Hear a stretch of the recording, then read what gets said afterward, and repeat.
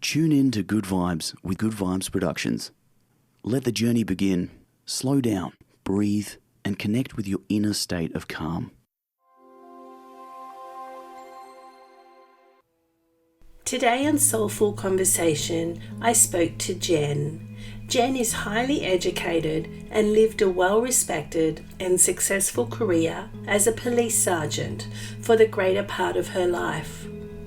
Jen also was married for many years and has 3 adult children. Jen, she also lived her life as a male called Jeff for the first 60 years of her life. Jeff, he went to college, got married, had kids, built a career, but something just never felt quite normal. The truth is, you just can't know what you just don't know. But then Google appeared, and answers to many unanswered questions were able to be explored. And this is the moment when Jeff knew he was really Jen. But unfortunately, it wasn't that easy. You see, Jeff, he had a mortgage, 3 kids to look after, a dog to feed, and a wife that he truly loved deeply. He had commitments, and coming out as Jen, it just was not possible for him at that time. When his children had all grown up, sadly he had lost his wife. And it was then that the call towards authenticity could no longer be denied, and he knew that eventually decisions would have to be made. The call towards authenticity, it is sacred and it's holy. It's for the greater good of all.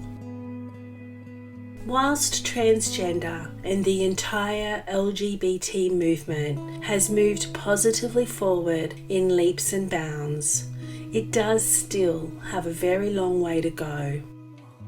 The conservative way in which mainstream culture labels and defines absolutely everything in order to make things feel understood and comfortable is where much of the problems do stem from.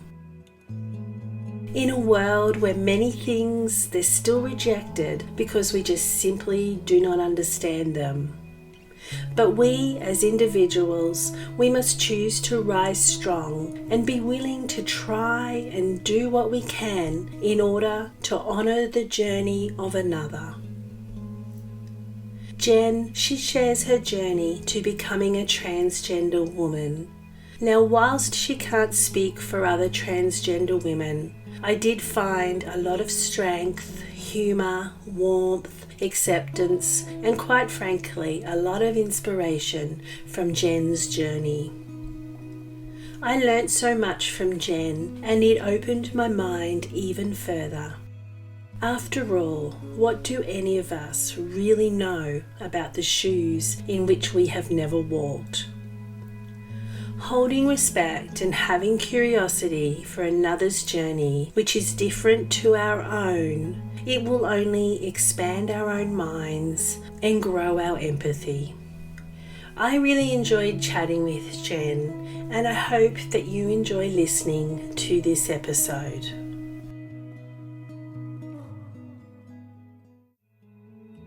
I didn't start transitioning until I was much later in life. As I said, my wife had passed away, children are all left home, and it was all of a sudden I remember thinking it to myself, I've given myself permission to explore this. Where I do object, where I do find it offensive, is where somebody knows who I am, somebody knows that I'm Jennifer, and says, yes, Mr. Good, yes, sir. Now that's happened to me a couple of times, and if they think they're being clever, they're not. It tells me an awful lot more about them than they think they know about me.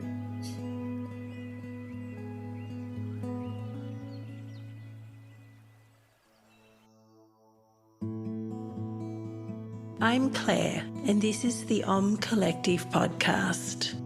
and welcome to Soulful Conversations, where we bring together heart-centered individuals, thought leaders, creatives, change makers, healers and seekers to delve into soulful conversations that steep the soul. Because after all, asking questions, listening, and opening our mind up to the world around us, it has the power to refresh our priorities, renew our perspective, and shift our focus to the things that matter most.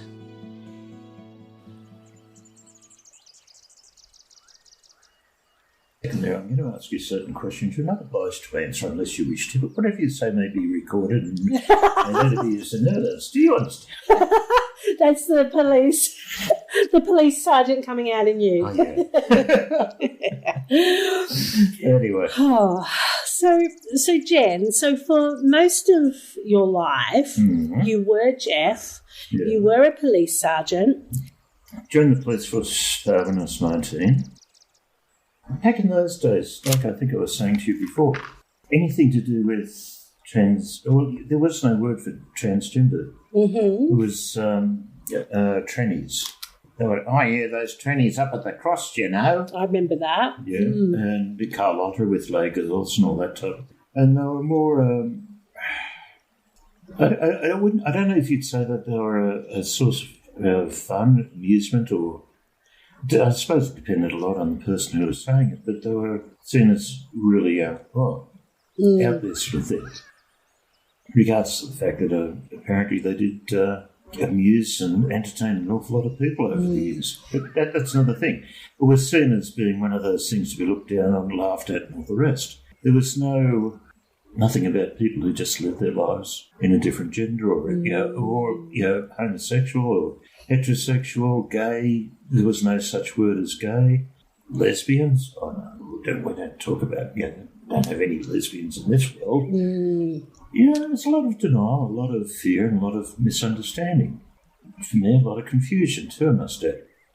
Yeah, it's one of those things that I knew there was something different or there was something not right. That's supposed to be the best way.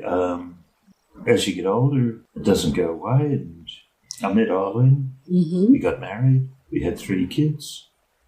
And then when the internet came along and you can start getting online and exploring things without, going out and asking the next door neighbour for advice. My God. I know. You know what I mean? But it was getting to that stage where if you needed to find out something, you had a source of information, you had the internet, and it could be done very anonymously and all the rest of it. You'd be sitting back.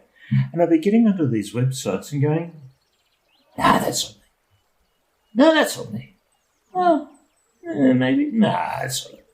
Yeah, and it's sort of suddenly finding out that I was not the only person who felt that way. Finding out that there was a whole world out there of other people.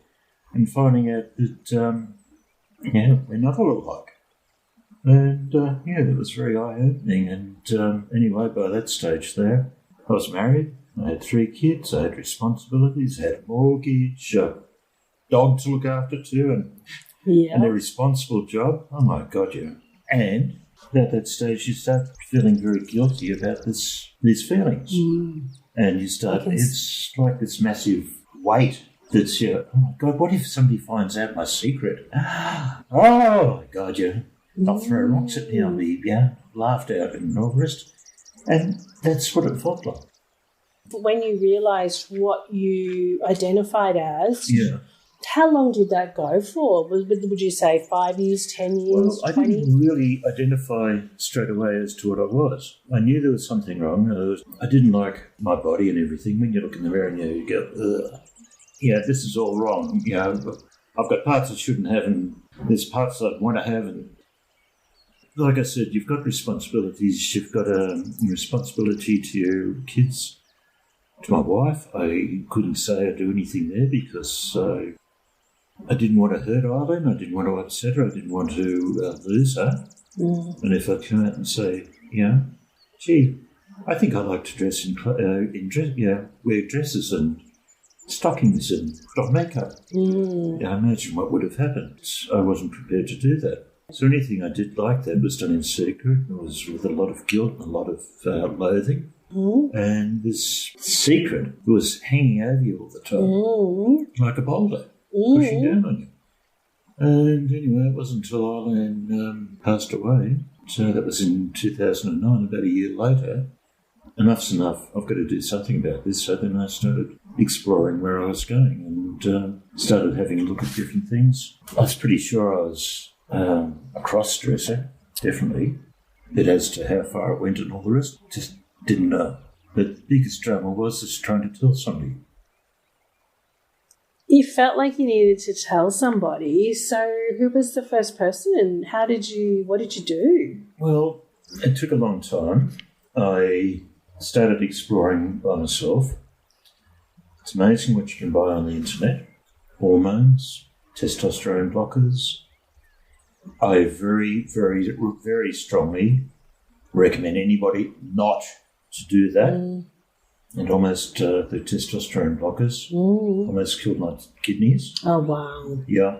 When I finally did get around, did pluck up the courage to see somebody, it was a doctor, Dr. Bob. Can't remember his last name.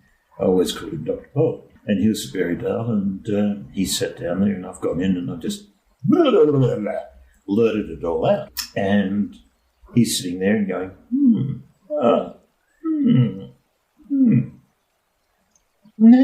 yeah, okay. It's very Rogerian, very, how do you feel about that? Yeah, I did a bit of counselling training back years ago, and I love the Rogerian system, where you just encourage the person to talk and just sit there, a bit like you're doing at the moment, nodding their head and humming, harring. Anyway, at the end of it, I was just about, breathing hard and all the rest as if I'd run a couple 100 miles or something. And at the end of it, he looked at me and said, how did you expect me to react to that? And I said, I don't know. I thought you'd start swearing at me and scream abuse at me and throw rocks at me or something. He said, why would you think that? I said, I don't know. But it was this fear that you build up inside of you. And he was brilliant. He just said, okay, look, I don't know a great deal about this.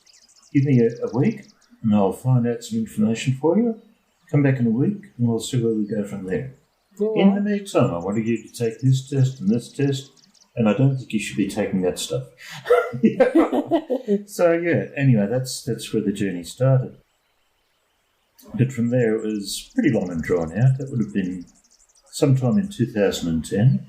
And at that stage, I knew I was definitely a cross-dresser and possibly more, but I really didn't know for sure. Hadn't met anybody from the AGA, the Agender Agenda, who are brilliant. Shocking name title for a organisation, but they are really brilliant people, very, very supportive, very inclusive. It was almost like, big weight off my back. And I finally told somebody, but then you've got the other problem. Who do I start telling next? I know. And how do I go about it? And what do I say to my 3 kids now? They're all grown up, they left home and had their own careers and going about their own business and everything. So try and think of the most deepest, darkest secret that you feel so embarrassed about or ashamed of, your child or your husband or your sister or brother or whoever, if you had to go and confront them and tell them about it. And how would you feel about it yourself? Very fearful. Yeah. And that's how I felt. And, And how long did it take you to tell the next person after the doctor? Quite a fair bit of time. By that stage, I started getting a few things sorted out. I was going over to the AGA over in Canberra, seeing a counsellor there. Started going out in public. That was fascinating. Dressed up? Dressed up. Okay. Yeah. That would have been scary, wouldn't it, at first? Oh, yeah. The things, you imagine it, all sorts of things going on. First time I went out in public dressed as Jennifer. It was in Canberra. It was a Friday afternoon. I was going to meet the counsellor over in a coffee shop over in Civic. And I was so nervous. And I'm walking across him. I think, everybody's looking at me. Everybody's looking at me. They're all laughing. And somebody looked around and go, no, they're not. They don't give a damn. Okay, that's good. And The funniest thing was, it flashed back in my mind, the first day I was in the police force, going to work for the first time in uniform. I was walking down at the railway station to catch the train. I'm going, everybody's looking at me. Oh, I forgot my fly done up. Oh, yeah, what have I... Yeah. And then I suddenly realised, no, they're not. They're too busy in their own life. Yeah, they don't care. They really, if they did notice, which most people don't, they wouldn't care anyway. Mm. So, it's all in your head. That's where all the fears are. It is, isn't it? Yeah. And when you overcome it, so much better. So you sort of started reaching out to like the AGA and counselling. And was that for like a good year after you told the doctor? And probably would have been. I think after that I started letting a few people know locally. And from memory, one of the first was next door neighbour, Nat. Nat, I don't know if she's in New Zealand or she's heading to New Zealand. At that stage she was a school teacher down at Berrydale. She's now an Anglican minister. And I like to refer to it as my friend the priestess. She had a noise, which is good. But I told her, and it was the funniest thing because I really caught her at an off-guard moment. We had this beer that it was going stale. I know that sounds wrong for anybody who drinks a bit of beer, but been sitting around for too long. And she's helping me pour down the drain out near the garage. And she's leaning down, pouring down the drain. I said, Nat, I've got something I've got to tell you. Oh, what is it, darling? I'm transgendered. Oh, you okay? And I've gone, oh, yeah. It was just sort of that sort of reaction. But the funny thing was, all the scenarios that you run through your head as to how people will react, it's never what you expect. I was in the Dragonboat Club down here in Jindabyne at the time. Went along to, it was the first training session of the year, and I've been in the club a few years. And anyway, I saw the club president at the time, Robin, and told her what was going on in my life. Anyway, I said, look, I want to tell the crew, and if there's any dramas, I'll back out or whatever. He said, oh, no, yeah, that'll be fine. We'll call everybody together after the training session, and you can let them know then. And I'm okay. And anyway, I've gone, Robin's gone and said, oh, Jeff's got something he wants to tell you. And I've gone, yeah. Does anybody here know what transgender means? And he said, oh, yeah. And I said, well, I am. Oh, how's it going? Yeah. A couple of the men shook my hand, a couple of the women gave me a hug and everything.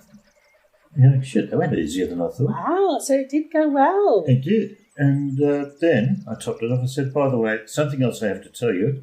Everybody's gone, oh dear, what's this? And I said, I've given up smoking. Yay! They were doing little victory laps, and I'm sort of, oh, God. That was more important to them than, yeah, okay. Wow. So that's quite a good reaction, really, compared to what a lot of people have had. I must admit, there's one thing I do like about Jindabyne. I love about Jindabyne. I always joke, nobody really cares about your religion, your race, your sexuality, they don't care about that. All they want to know is, do you ski or snowboard, Perisher or Threadbow? That's true. Yeah. Anything after that, well, yeah. Whatever. I know. Very true. Oh. So what was it like? So once you've told these people and you realise that it wasn't as scary as what you thought, how did it feel now to be Jen all the time? Normal. For the first time in a long time, I felt normal. I felt, oh yeah, so I am. That must have been a nice feeling. It is. It's a very good feeling. A little bit of quietness and inner peace in. Probably. But I wasn't at war with myself. And so how I felt and how I looked and everything was starting to come together. So, yeah, the easiest way to say it is I felt normal. There was no great, I feel liberated or anything. No, none of that. Just normal. Just normal. That's nice. Nice and simple. So, Jen, there are people out there who they don't understand the concept of transgender, and there are people that do say, oh, I don't understand why a man would want to be a woman or a woman would want to be a man. So in your own words, can you maybe just help these people understand that a little bit more maybe? You could do a whole lecture series on this. You could. One of the things when I was trying to come to grips with it was the AGA particularly. They describe a lot of these types of things, but they say there's 4 things you should look at. Sex, as in the physical attributes you're born with, male genitalia, female genitalia, body build and everything like that. Gender, how you see yourself. Sexuality, who you get attracted to. And presentation, how you appear to others. Now, I don't think there's terribly many people who look, act, feel and everything else the same as anybody else. In that regard, I think we're all a bit different. Now, say, sex. We say, oh, yes, you'll get so many people arguing, you're either male or female. No, not really. There's a whole range of possibilities there. You have people who are born into sex. Sometimes they might have partially male and partially female genitalia. They may have grow breasts or anything. There's a whole range of things. It was nothing uncommon for babies when they were born, and they had this sort of, oh, is it a boy or a girl? Flick a coin, oh, it's a boy. For want of a better thing. And a lot of doctors, sometimes even without telling the parents, were doing a little bit of quick surgery so that the parents would have, oh yes, here's your baby boy, baby girl, whatever. And that in itself caused massive problems later on in life for that baby, for that child. These days, hopefully, a lot of people are saying, don't make snap decisions.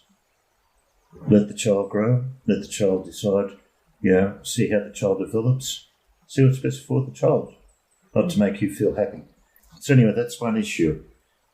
Gender, again, whole range of possibilities. Imagine at one end of the spectrum, think of those girly, feminine, female, what's that song out of South Pacific? There ain't nothing like a day. Okay. I don't know, who would be the epitome from your point of view for the most feminine? Real feminine. Real, absolutely.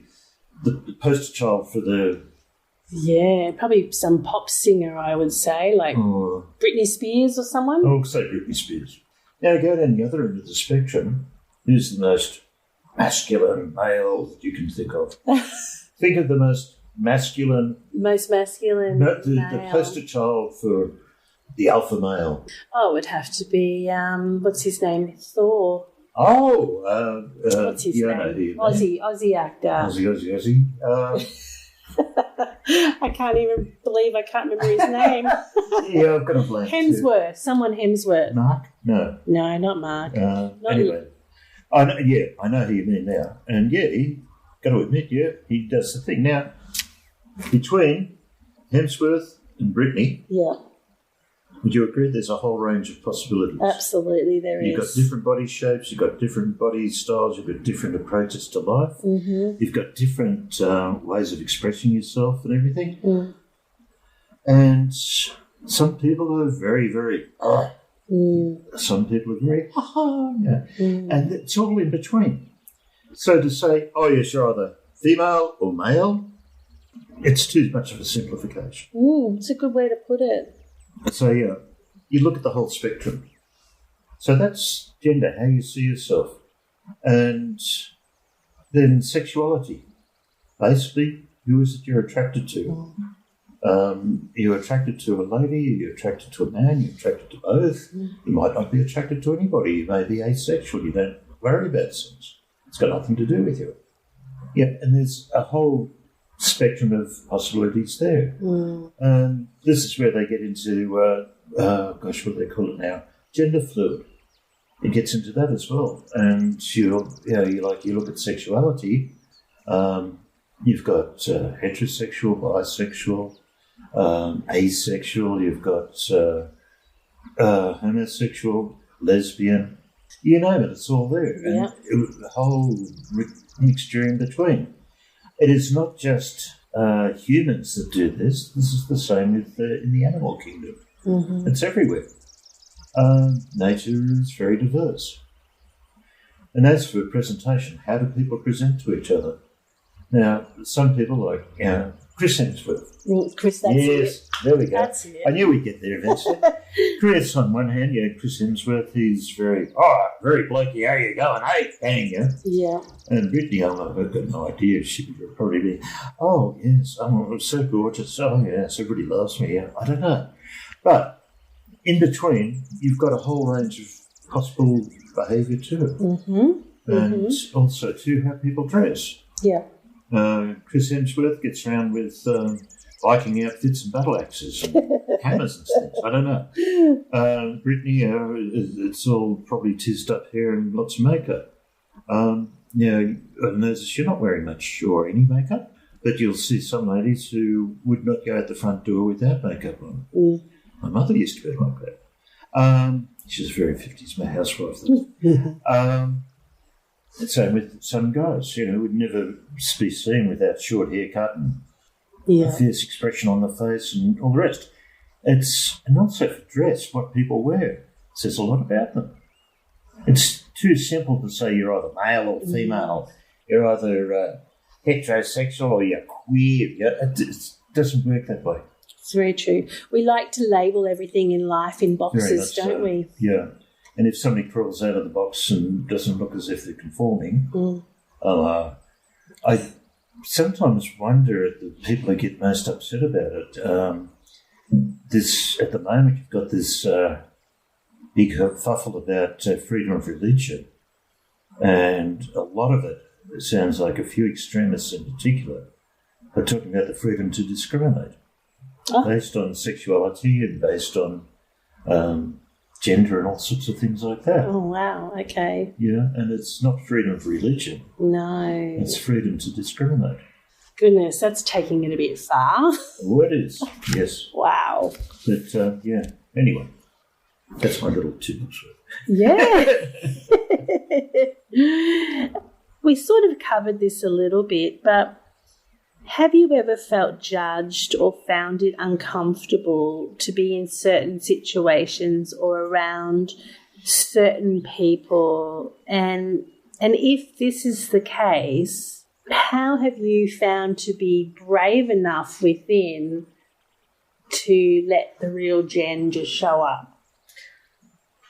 I think nobody's ever come up to me and said, oh, you big fairy or anything like that. I think because I'm standing about 185 centimetres, way over 120 kilos, I'm not going to go there. And I was a weapons trainer when I was in the police force, amongst other things. So I think I probably tend to be a little bit intimidating physically. Mm-hmm. However, there have been a few occasions now, there's a term called misgendered, where people, it happens to me all the time, mainly because of my size. I've got a very deep voice, which I can't do much about, so I don't try speaking like, oh, darling, oh, what do I do now? That's it. I can't do that. I won't do that. I just feel comfortable being me. Yeah. But if somebody comes up and says, oh, yes, Mr. Good, or oh, yes, sir, and I get that a hell of a lot because of my size and everything, although it doesn't happen very often if I'm wearing a skirt or a dress or something like that. Mm-hmm. I just brush it off as, okay, you've made a mistake, but I'm not going to make an issue out of it.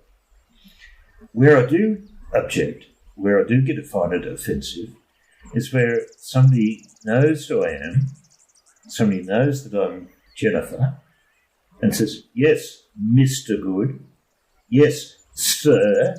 Now, that's happened to me a couple of times, and if they think they're being clever, they're not. Mm. It tells me an awful lot more about them than they think they know about me. Okay. last time I come back here and last time I do it with you, goodbye. Yeah. It did happen to me in a doctor's surgery one time where I was a bit surprised. Yeah. And I was the receptionist. I was getting another appointment booked. Yes, Mr. Good. Yes, sir. I'm standing there just staring at it, and I just rolled my eyes and looked at, there was a guy sitting down here listening to the whole thing. I looked at him, I just shrugged my shoulders, rolled my eyes again. He just started giggling. But what do you do? I'm not going to make a big fuss about it because I think that's just counterproductive for me. Yeah. And, Yeah. But like I said, it tells me an awful lot more about that person than they think they know about me. And I don't care. Well, that's it, right? It's so true. Yeah, if that's how they get their fun, well, forget it. You're not in my life. By the sounds of it, people that want to behave like that, you don't want those people in your life. Oh, God, no. But as far as being out in public or anything, a few times you'll see a funny, like a bit of a look or whatever, and sometimes up here in Jindabyne during the winter, and you go into Woolworths, and there's a crowd of people, not from out of town, and occasionally I'll get someone giving me a strange look, what the hell? And I find the best thing I can do is just look, if I get eye contact, give them a big smile and go, "G'day, how are you?" And the usual reaction is, "Oh, good, thanks, how are you?" "Oh, good. Better go." And they would walk off, give them a big smile, they have a smile. Who knows, maybe it's changed their mind. Yeah. I don't know. It diffuses the whole thing. Yeah. It's very strong of you not to be affected. It's very strong. Yeah. If I was affected by nasty things people might say to me, I wouldn't have lasted 36 years in the police force. That's true. You've had that training. But I also wonder if you were Jen at a lot younger age as well. Do you think you would have been as resilient as you are now? I don't know. I honestly don't know. That's one thing I wonder about for young ones these days. There's an awful lot more information out there. There's an awful lot more on the TV, the internet and everything like that. Teenagers, young ones, young adults are picking up information, picking up contacts and everything so much easier. And it's not the boogeyman that it used to be. However, how that affects them and where they go to from there, it still would have to be a massive battle. For me, I didn't start transitioning until I was much later in life. As I said, my wife had passed away. Children are all left home. And it was all of a sudden I can remember thinking it to myself, I've given myself permission to explore this. It was like that. I had to give myself permission to do it. And say, right, I've got to do this. A lot of... you don't want to know some of the mistakes you made too. Try putting on makeup for the first time and you see how... Yeah, how do you learn? Do you Google it or how do you learn? Usually by a lot of mistakes. Okay. There was through the AGA I got into a site. There was a group called Transgender Radio that, as far as I know, it's still going. I haven't visited for ages. But it's all cross-dressers and transgender and a massive number of people that are very supportive, lots of chatter and everything. But every year they used to they'd organise one of the founding members, would put on the Transformal, and it was a ball. Oh, wow. But the old... Transformal, that's a good spin on words. It was, yeah. The big old hotel in Katoomba. Oh, yes. Right up on top of the hill there. I know that one, that beautiful thing. It was shut down for renos for a while. Yeah, and, not the Sussex Sea, Criterion, Clarendon, can't remember now. Anyway, they had the transformer there each year. Unfortunately, though, after 10 years, the guy who used to organise it, or the lady who used to organise it, finally said, enough's enough, I can't do it anymore. So it hasn't been on for about 4 or 5 years now. But it started off the all-day Saturday, the little workshops and things. Oh, okay. And then they call it Saturday night. And then a bit of an informal get-together on Sunday. But then it sort of snuck over Friday afternoon, Friday night, and all day Saturday, and then beginning of Sunday, and then Friday afternoon, Saturday, all day Sunday. Oh, yeah. It was just getting out of hand for Christine. But it was awesome. But when you went up there, it was all trans women, or cross-dressing, and they tended to be more on the more mature side. Okay. Senior. And I think it's more because these were the people who fears were never game to express themselves. Mm-hmm. And the last one I went to, I can still remember there was one of the ladies there, first time she'd ever been out, dressed as a woman, acting as a woman, spent the whole weekend. It was the end of the weekend, and she was in tears because she had to go back to living as a male. Oh, okay. So she still lived as a male, like that was her little side. Oh, that's heartbreaking. It was for her, and it was horrible to watch. But you get to a certain point in life where family, friends, work, all sorts of things, there's so many commitments, so many things that you think, oh, God, yeah, what else? And it does make it very difficult. It's not just, oh, I'm going to be transgender, that's it. Yeah. You got other people to think of. You've got other commitments. You've got other things to think of.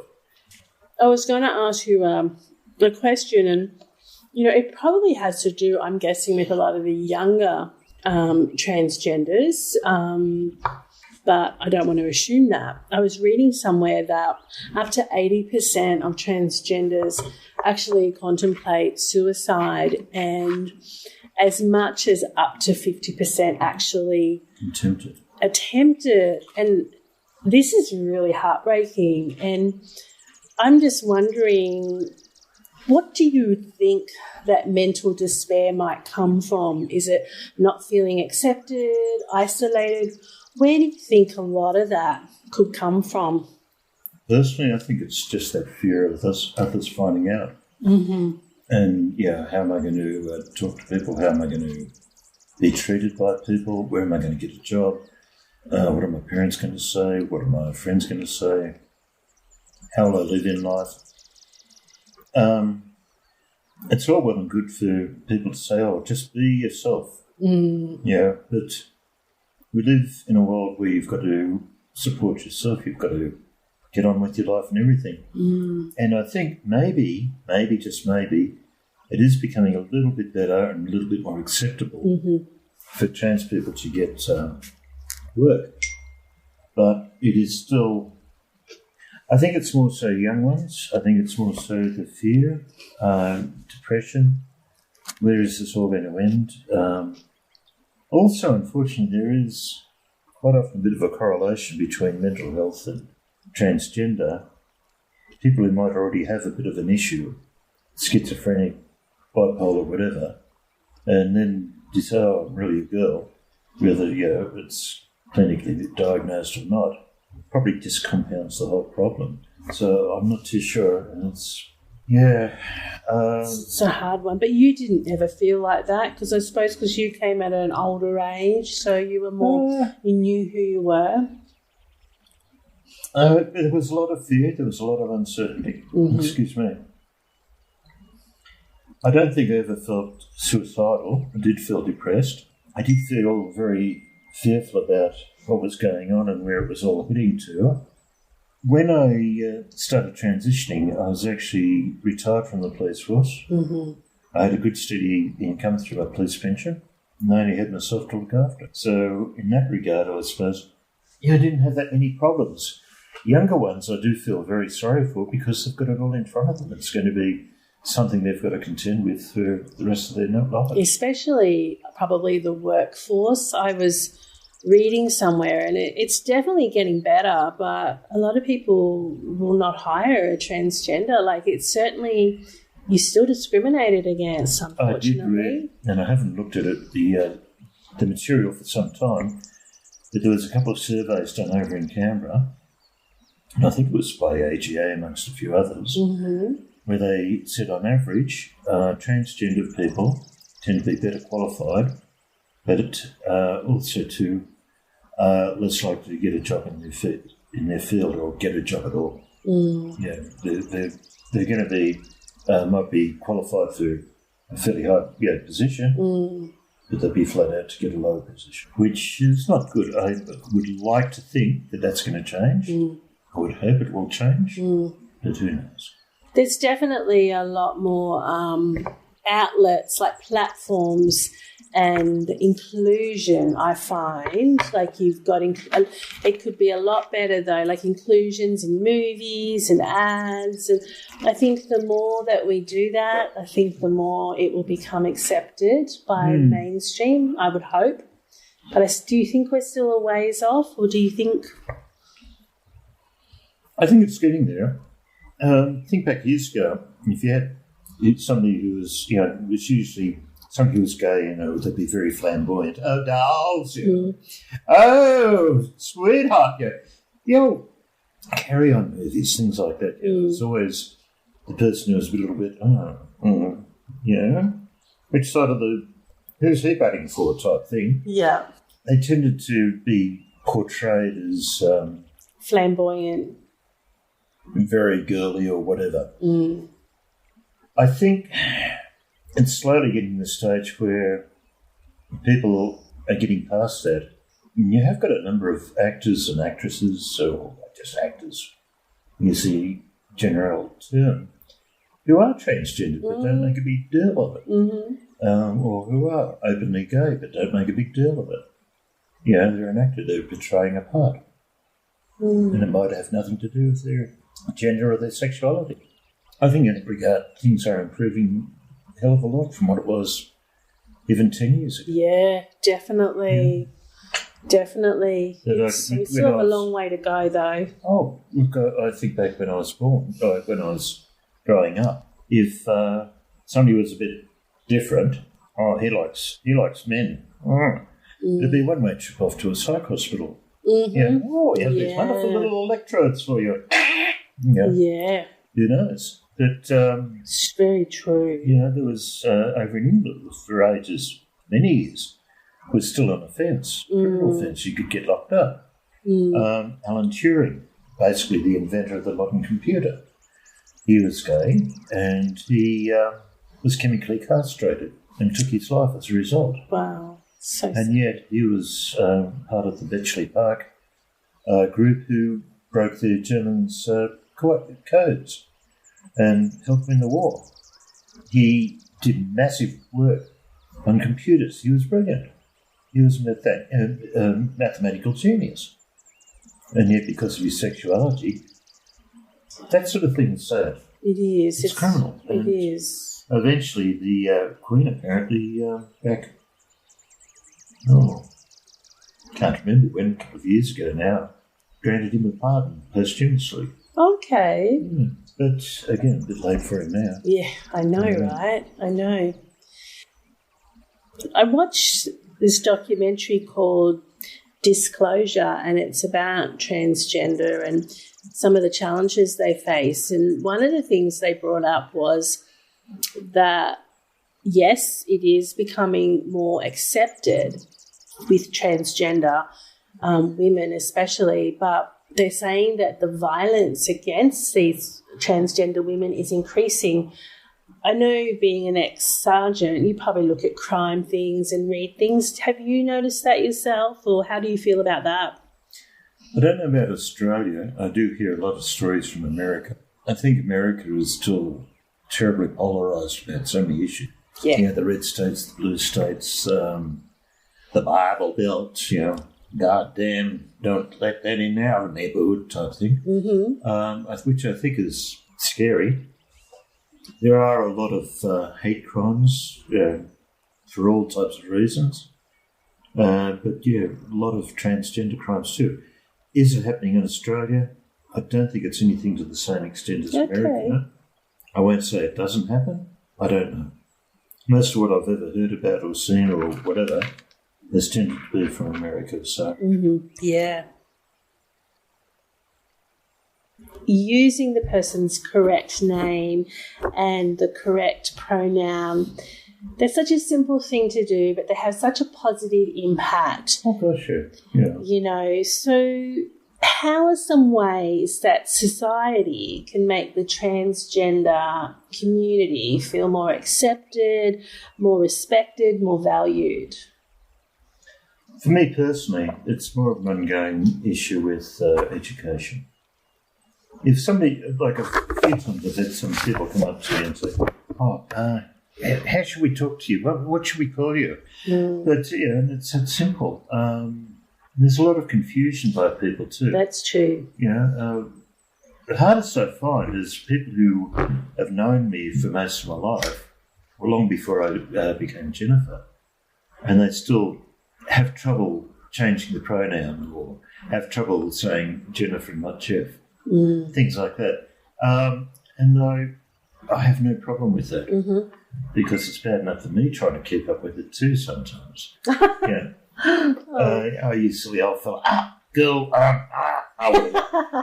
And I do that to myself. But, you go 60 years of your life being male and then, hang on, I think I'll be girl tomorrow.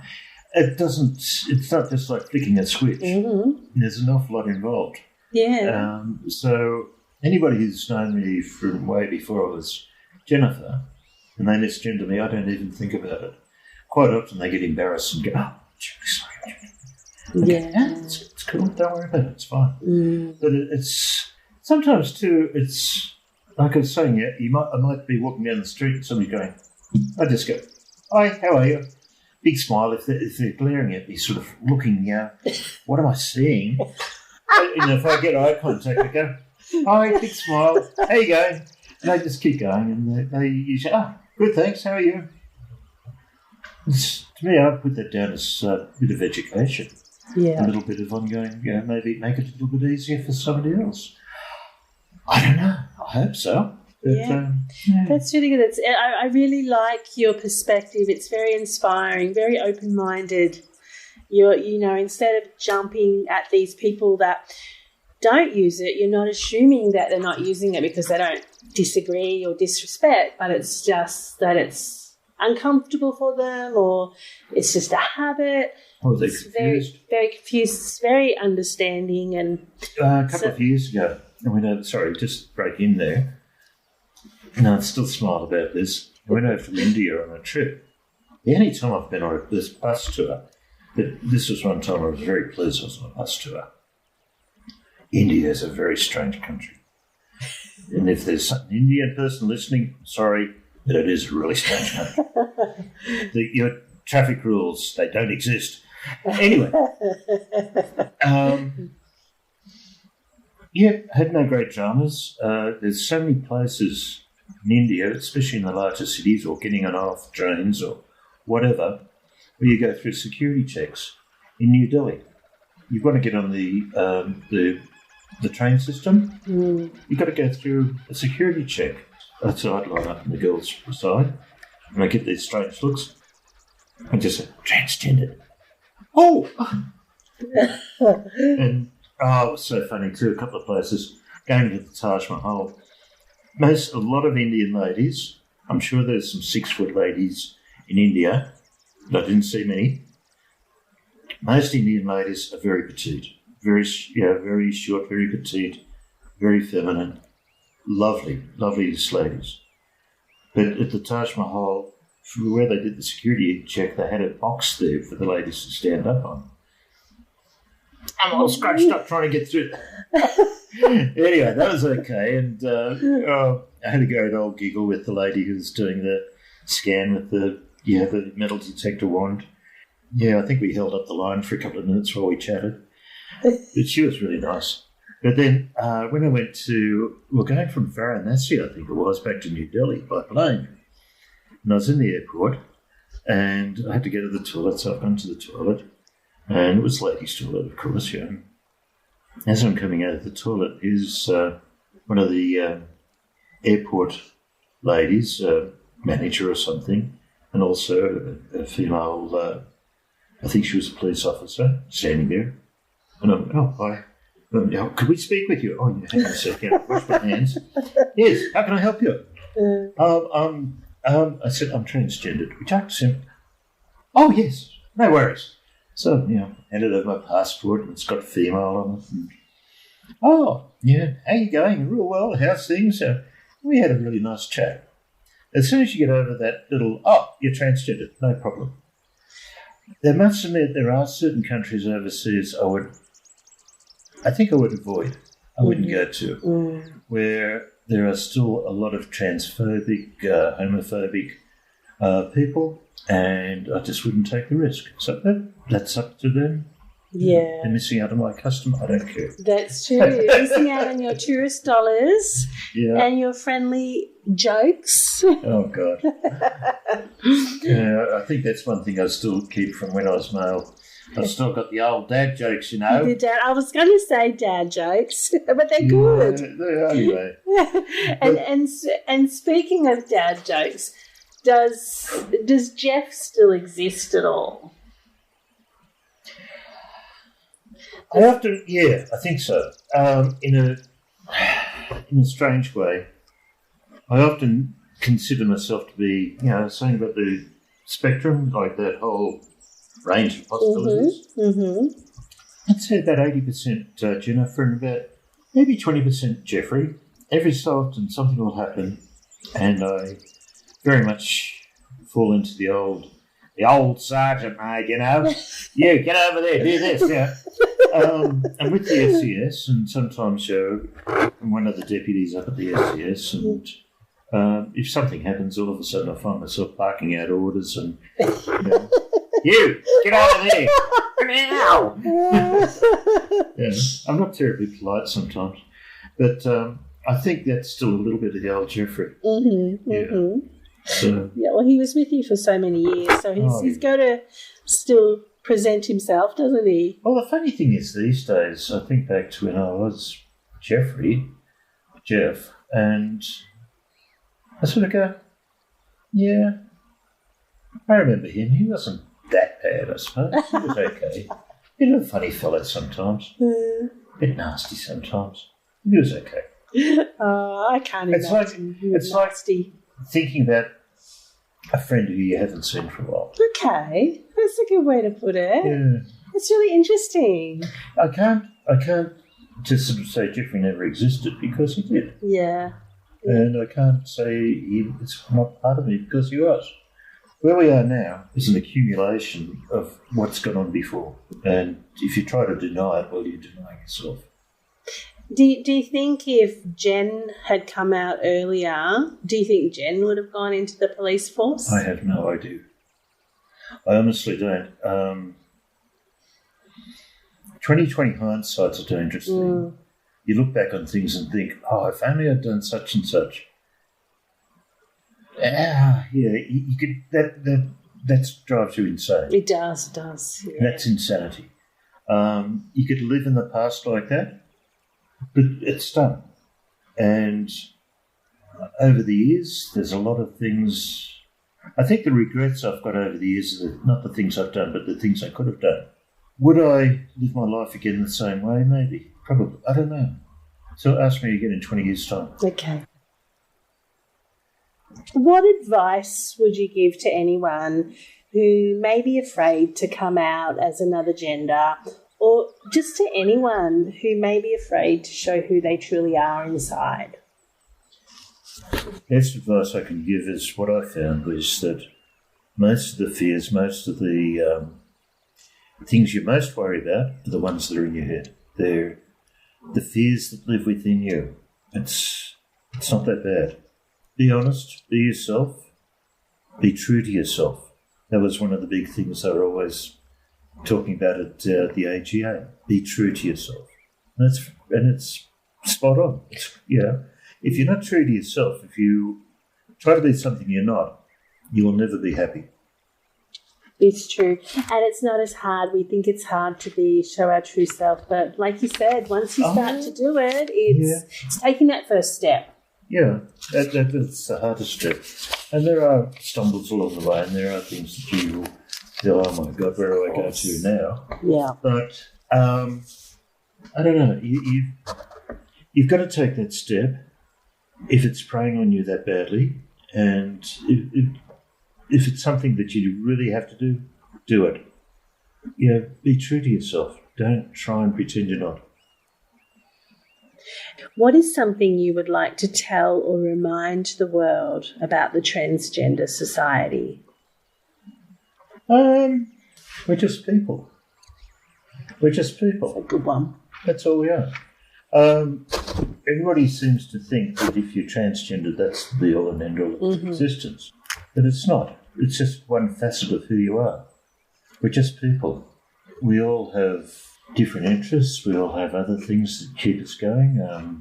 I used to be in the police force. I'm in the SES. I'm a dragon boat paddler. I love snow skiing. I love red wine. I like reading science fiction. All those types of things. I know used to be in a pistol club. That was great fun. We'd like to get back to it, but anyway, it's another story. I know one trans woman over in Western Australia. She's big into some sort of a Western shootout society. Oh, well, and they use that sounds fun. Black powder, six-shot revolvers and 12-gauge shotguns. And sort of, oh my God, yeah. Yeah, and we're all different. We're all different people. You just can't judge people on one thing alone. They're way too different to be just judged by one thing. Yeah, it's a bit like saying, oh, he's a Labor voter or he's a Liberal voter. Oh my God, yeah. Yeah, he's got two horns and a tail. Yeah, or he's a snowboarder. Oh my God, the gender one. But who knows? It's one of those things that there's so many things that we can do. There's so many things that we do. And just to judge by somebody by one thing only is so wrong. It's so near-sighted. That's such wise words of wisdom. Oh God, I like that. That's so true. So true. Now, Jen, these questions may not be your thing because these are my thing. So if you don't want to answer them, that's fine. Because this is get to it. So I believe our purpose in life is to radiate life and true happiness. It's about leaning into what we love, what we believe in. It's about being kind and serving others. So that's what I personally believe. What do you believe is the key to finding happiness? Oh, goodness. First off, define happiness. Like for me, happiness is life isn't perfect, but you're at peace and acceptance of what happens. Okay. For me, that is what happiness is. Okay, that's pretty good. Yeah, and that's sort of their definition. I'll go with that. But for me, I like to think that if I'm with somebody or in a situation, that I can leave that situation a bit better than when I came into it. I might not always succeed. I might not do a really good job. I might fail miserably, but at least I try. Yeah. Okay, so, yeah. Sometimes there's situations where it's a no-win situation, where it doesn't matter what you do, it's going to be bloody awful. I'm sorry. But there's also times where, you just, by being there and by just listening or just being there for somebody, sometimes it's enough. And, just showing compassion occasionally, that's about as, and just extending friendship. If that's all you can do and you do it, okay, job done. success. But, yeah, like, not all of us are going to solve all the problems of all the world. Yeah. What in the hell could we do about Putin and Ukraine and invasion by Russia and all the rest of it? We can look on and just sort of in horror going, you idiots. Yeah, and we can't solve all the problems of the world. What we can do is help those people who are near us and look after people who are near us and try and do the best you can for people who are near us. That's beautiful. Anyway. I like that. Oh, okay. I like that definition. Anyway. I'm going to ask a few more questions. Ask away. Lucky you've got a glass of wine in your hand. So to you, what does vulnerability mean?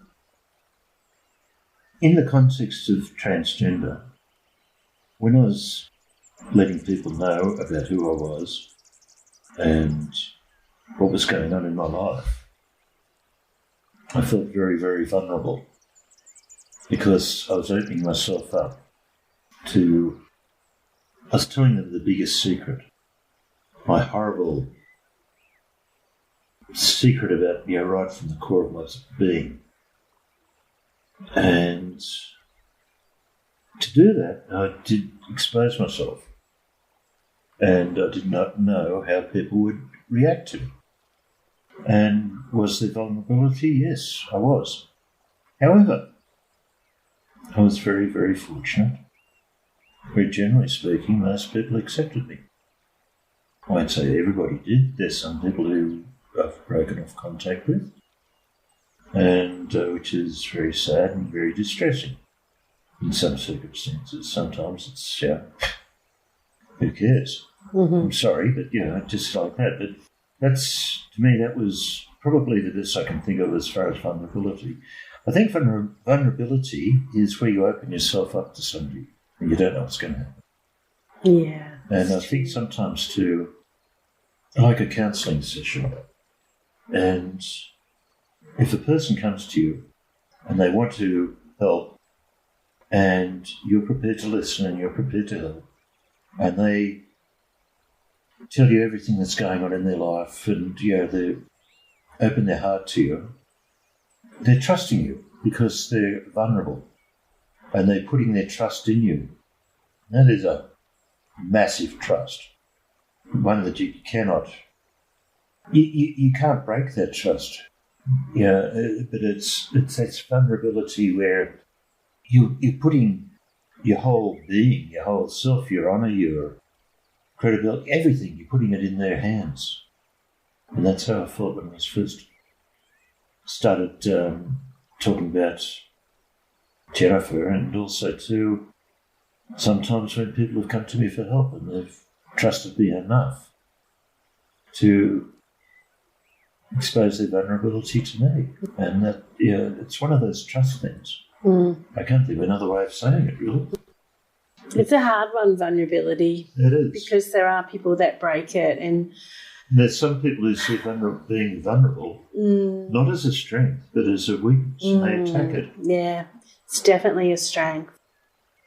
I would like to think it's more people that are good about things like that than not. Yeah, unfortunately, there are some people who, like I say, they see vulnerability as a weakness to be exploited. And those sort of people are toxic. You've just got to be so careful with them. I know. I know. It's crazy, you do. Now, Jennifer, what does that's you. Yes. What does a well-lived life mean to you? I think if you look back and you think, well, what are the things that you feel embarrassed about? What are the things that you could have done differently that you didn't? What have been the times when you've done something from a meanness of spirit, not from being generous?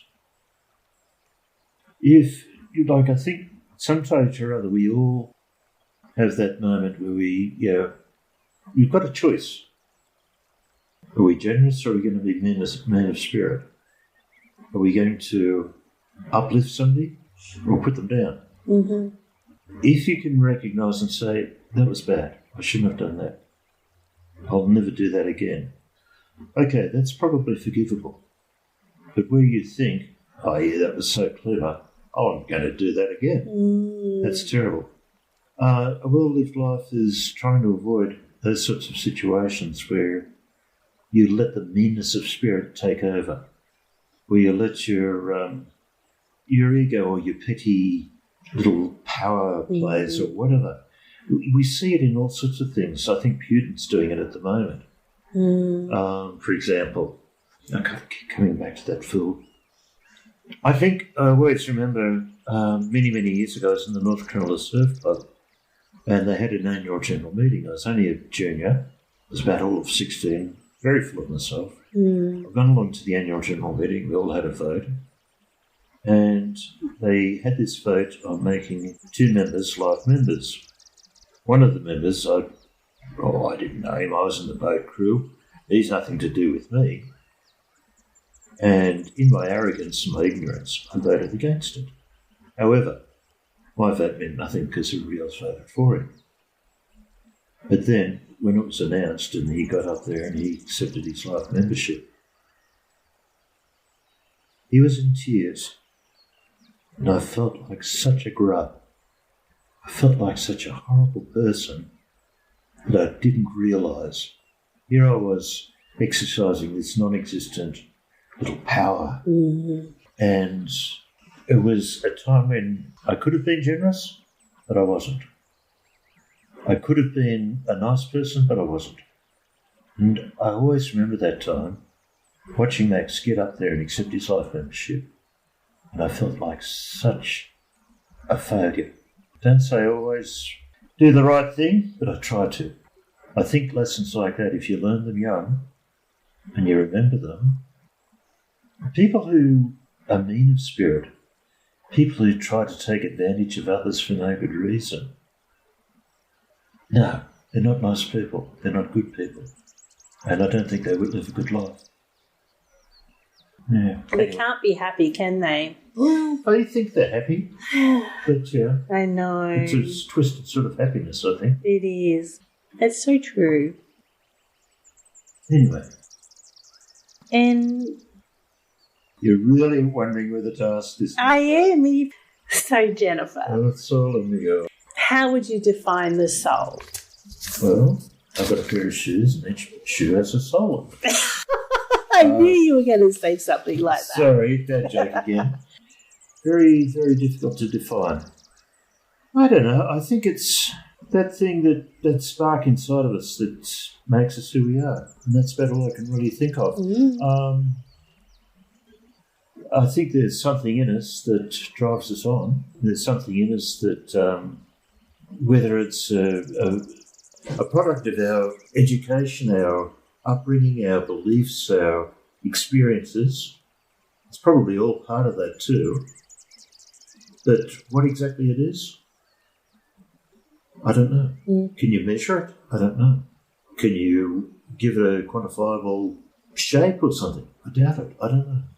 I think there is something inside of us, something that drives us. What it is, how it works, who knows? I like to think there's something out there. I don't know. We'll find out one day.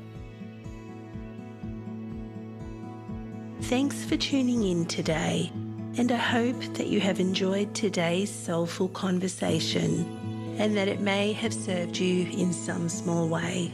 You can connect with me over at theomcollective.org.